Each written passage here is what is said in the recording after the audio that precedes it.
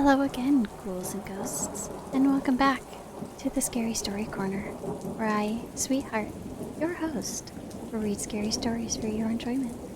Now please, find your seats, get comfortable, and try not to get too scared.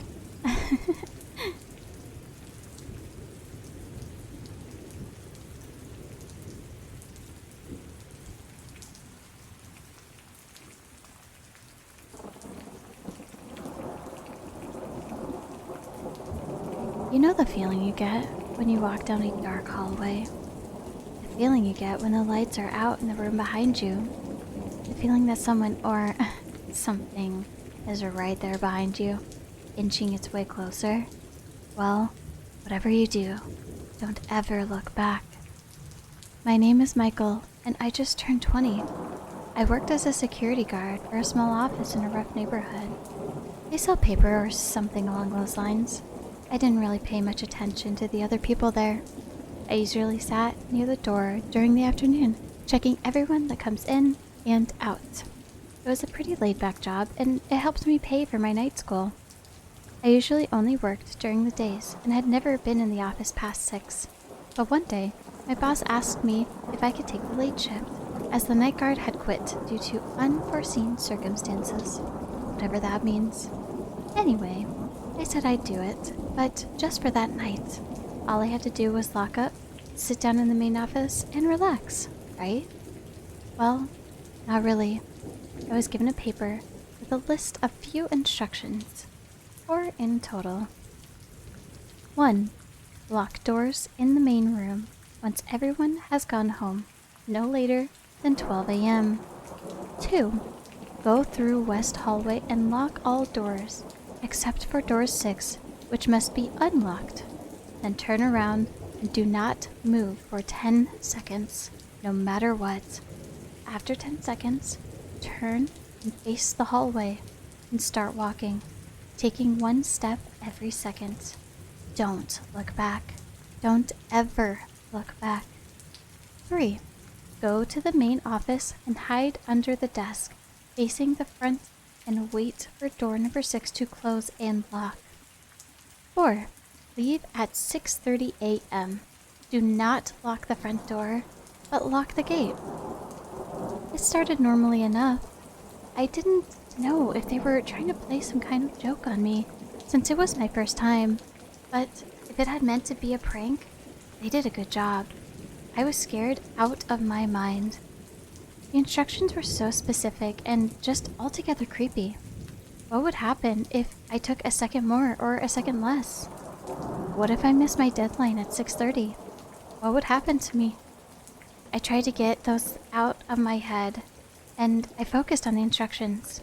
I wanted to study them before the night shift so I wouldn't make any mistake. Before I knew it, it was 11 p.m. and most people started to leave. Janitors and workers that had stayed late all started to file out, each wishing me luck. I waited a while until every single person was gone. Why would they wish me luck? I had to focus. It was only for the night. It was probably nothing, but I just wanted to make sure. At 1:45, I decided to lock up the main room and head through the hallway. Lock all the doors, unlock door 6. Got it. Turn around. Wait for 10 seconds. Okay. I started to count in my head. 1, 2, then I felt the temperature change. 3, 4, it got a little colder, and then I heard the door. 5, started to open. 6, then I felt it, like someone breathing down my neck. 7, 8, I was about to run, but then I remembered the instructions. I have to stay still. 9, 10, I turned and started to walk down the hallway. Take a step every second. My heart was beating out of my chest. My whole body was cold. I couldn't feel my hands. I kept going, even though I was going to pass out from fear. I navigated through the seemingly endless hallway, leaving behind whatever the thing behind me was, but I felt it watch me as I walked. There was nothing, between me and it. If it wanted to, it could have killed me right then and there. I was sure of it. I didn't know what it was, but I didn't feel safe. At the halfway point, I felt it standing there as I passed by a fire extinguisher. I caught a glimpse of the beast's reflection in the glass. I couldn't really make it out, but whatever it was slowly approaching. I knew I had seen it. I quickened my pace ever so slightly. My whole body went numb, so much so that I couldn't even feel the ground underneath me anymore. Cold and sweating, I continued down the hallway. Almost there, I thought. I just need to get to the office and hide under the desk.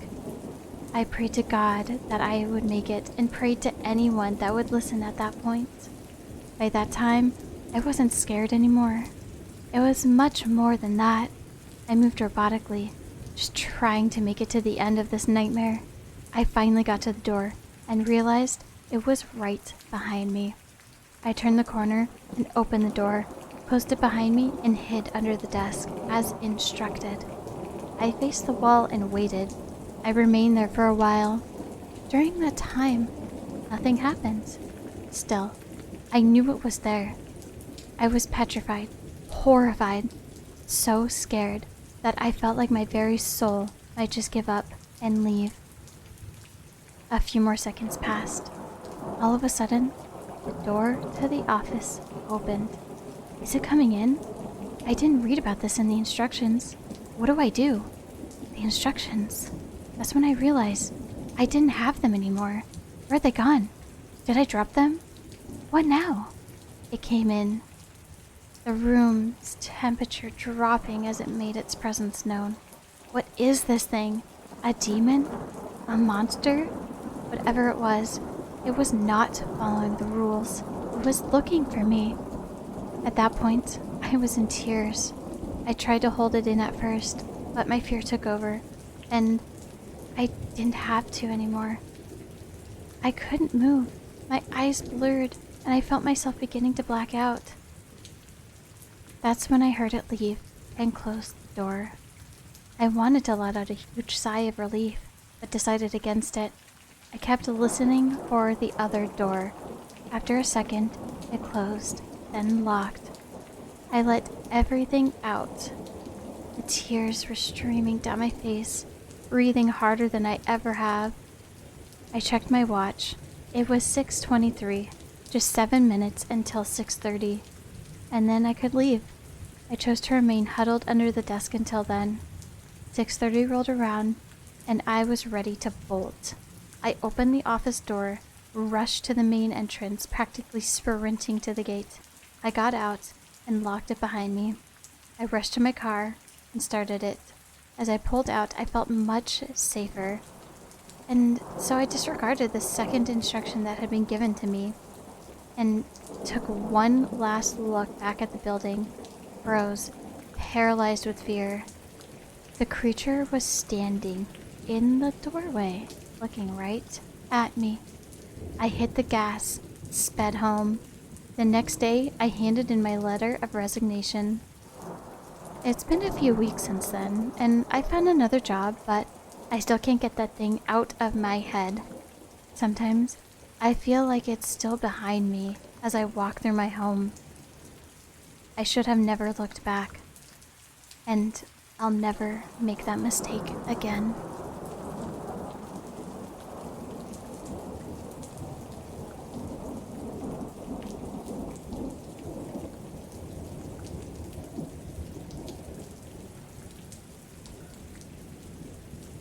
When I was in college, I developed a bad habit. No, not alcohol or drugs. Something far tamer than those. I developed a habit of sleeping in class. You see, it seemed as though every class I had fell right after a meal. Breakfast and comp sci, lunch and general biology, dinner and statistics. As a result, I tended to drift off as the professors lectured. However, it was an incident that occurred during the last class that finally broke me of the habit for good. Most of my classes were held in a lecture hall at the Science Center. A large, multi-storied concrete building with little decor. From the outside, it looked much more like a parking garage or penitentiary than an educational facility. Inside wasn't much better. Drab, featureless interior, full of the same bland concrete walls and dull fluorescent lighting. Only a small area on the third floor was dedicated to the offices for the various staff had any that added color to the place. One evening, after a meal from the student union, I sat in the back row of my statistics course, feeling the tug of my eyelids as the professor droned on down in the front of the auditorium, my stomach digesting its dinner. You never notice yourself going to sleep unless you're actively fighting for it. And I was not one to wage a war on myself. So, it wasn't long before I was out, chin in my hands, pen dangling from my fingertips, hunched over a notebook full of scribbles. It wasn't unusual for the teacher to notice someone dozing off in the middle of a lecture. Half the time, it seemed like they didn't care. They weren't paid to wake you up. If you're not paying attention, you're not going to suffer a pay cut when you're flunking out. But some still take a moment to call your name, try to snap you out of it. So, when I heard my name being called in the middle of a deep sleep, I quickly snapped up to attention and responded. Yes? My face got really hot, anticipating the laughter of the other students, but the moment quickly faded as I realized I was sitting alone in a dark room in an empty classroom. Looking at my watch, I realized that I'd actually dozed off through the entire hour and then some, and it was already past 9 o'clock. Nobody had bothered to wake me, either as a joke or sheer obliviousness. Then I sat there wondering, who called my name? I could still hear the voice in my head, leaving me to wonder if maybe it had all been a dream. But then, the voice came again. It was low, echoing in the empty room. Clearly not my imagination. The auditorium was dark, but I could still make out much of the interior and the empty seats from the smidgen of yellow light that came through one of the exits, especially from my position in the top back row. Hello? I called out into the empty blackness. Several steps down, and to my left, something shuffled, moving along the row of seats. I couldn't see it, but from the sound of it, it seemed like it was coming into my direction. Instinctively, my heart started racing and I stood up, fumbling in the dark to find my books and get out of there. My pen fell to the floor and rolled off the edge onto the other level that I was on. And for the briefest moment, I had the insane thought that I needed to go get it. But then the shuffling stopped and the room went quiet, and I stood frozen in my spot, holding my breath and feeling my heart beating in my ears. It felt like minutes went by standing in the uncanny silence. I swear the only sound seemed to be the faint ticking of my watch. The need to move, to get out of that room was overwhelming, but some lingering thought in the back of my mind wanted to hear whoever it was, whatever it was, and know that I wasn't going crazy. It obliged, breaking the silence and calling my name again, not with a friendly, curious voice, but an almost avowed of emotion, like a parrot repeating the sound of its owner makes, but not knowing what they mean. When I gave no response, it moved with a brushing noise akin to something crawling on their hands and knees, then called again. I couldn't hold my breath any longer, and I exhaled raggedly, my entire body shaking with fear. It was enough, and the shuffling came again, almost frenetic, moving to the middle of the aisle, then up the steps towards where I stood. Finally, my fight or flight response kicked in. I gripped my books tightly under my arm and dashed to the other end of the row, nearly tripping over my own feet. Looking back over my shoulder, the room was still incredibly dark, but there was enough contrast between the shadows and the object that I could make out the form of whatever it was coming around the edge of those desks. It had the appearance of a human being, but its gait seemed more akin to a crab, walking on both hands and feet with its knees and elbows bent and its back arched, agonizing looking angle. Something about its head also seemed off, the way it bobbed as the thing shuttled and scuffled, like it wasn't fully attached. The nightmare realized that I was on the move and began scrambling up onto the desktops in a beeline straight towards me. As it clambered across the row, it started making an awful gibbering sound with an unnerving excitement to it.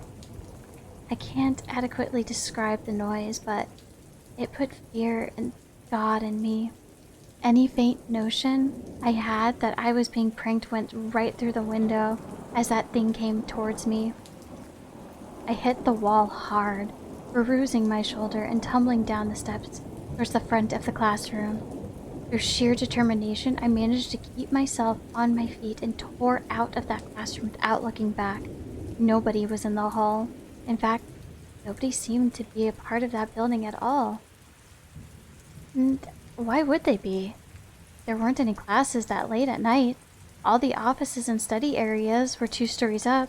The exit of the building was dark, almost as dark as the lecture hall, but I didn't care. I bolted out into the crisp air, startling several people that were walking past, and didn't stop running until I made it back to my dormitory, where I hid in my room with the lights on, door locked, shades drawn, and my roommate turned. So, what was it? I don't really know. My strongest suspicion is based on a story I learned while I was talking about the incident with a grad student who had been studying at the school for many years.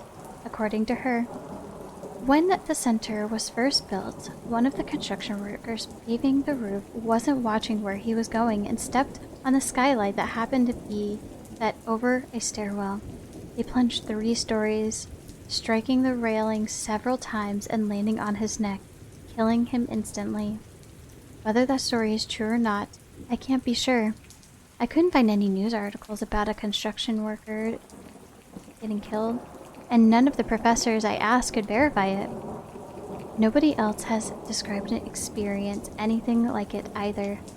I'll tell you though, after that, I didn't visit the science center after dark, and I was sure as hell never going to fall asleep in class again. Thank you for coming to the Scary Story Corner. I hope everyone's not too scared to go home. Be careful and stay safe. You never know what's lying in the night.